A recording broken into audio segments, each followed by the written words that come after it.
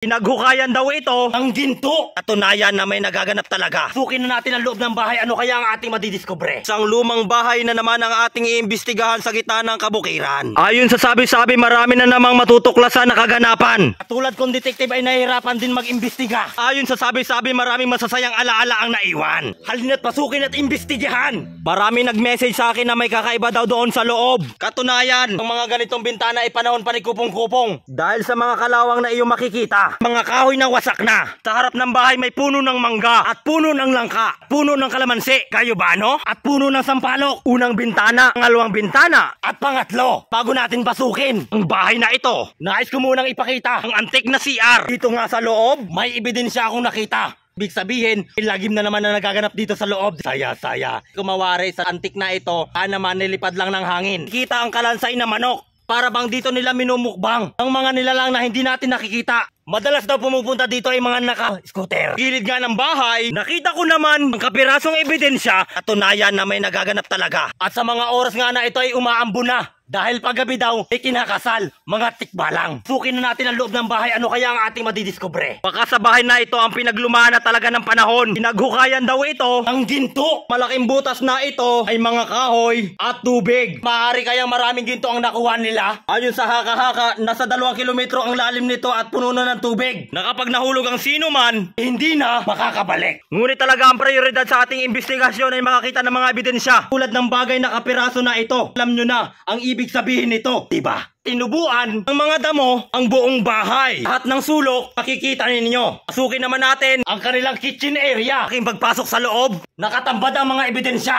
Mga numero sa pader, mga pinag-inuman, ba't ibang gamot? Ang aking nakita. Dito din nila nilagay ang mga basag na bato nang galing sa pinaghukayan nila ng ginto. Kapirasong bagay na malapit sa liwanag ang aking nakuha. Ibig sabihin, marami talaga nagpaparamdam dito. Tumuungol sa gabi. Oh! Maraming tao talaga nagtitiwala sa mga ganitong lugar. Lipin naman natin ang lababong ito. Isang nakaiwan ng ebidensya ang aking nakita. At dahil nakagloves naman ako, tinating hawakan ng ebidensya. Hindi ko talaga alam kung bakit may mga tao talagang pumupunta sa ganitong lugar para gumawa ng mga kababalagan. Patunay na naman, permasyon na may nagaganap talaga. Sa haka-haka at sa mga sabi-sabi, may malalim na butas. At dito sila pumupunta. Dapat nang ilagay ito sa bag ni Doraemon at ilagay sa museum. Mula naman sa loob ng kusinang ito, halina't pasukin na CR. Ngayon nakatambad sa akin ang pinaglumaan na pajama. Loob ng CR naman na ito ay wala naman akong nakita. Isang balat lang ng bubble gum. Halina't libutin ang buong bahay. Mula sa pagdiscover, kailangan libutin nga ito. Makakalap pa tayo na maraming ebidensya. Marami talagang pumaparadang mga motor dito. Na hindi ka talagang magtataka na baka dito ay may sawa.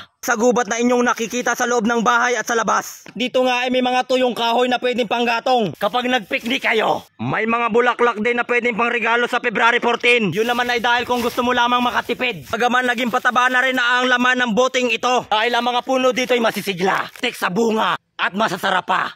Mula sa masasayang laganap dito, hindi ninyo makakalimutan dahil ang malaking butas na ito ang nagsasabing nakaramdam sila ng mga kaligayahan. Sana sa pagpunta ko muli dito, makakita na tayo ng ginto. Mula naman sa mga punsong ito, maaaring tirahan ng mga duwende, mga nilalang na hindi nakikita. Bago tayo magpaalam sa bahay na ito, kailangan ko munang ikutin punong ito. Ayon sa tradisyon na sabi ng ibang tao, mga 5 beses ulit-ulit para nang sa ganon di tayo samahan ng mga lalang na nakatira dito. Halos na sa tabing daan kaya mabilis puntahan.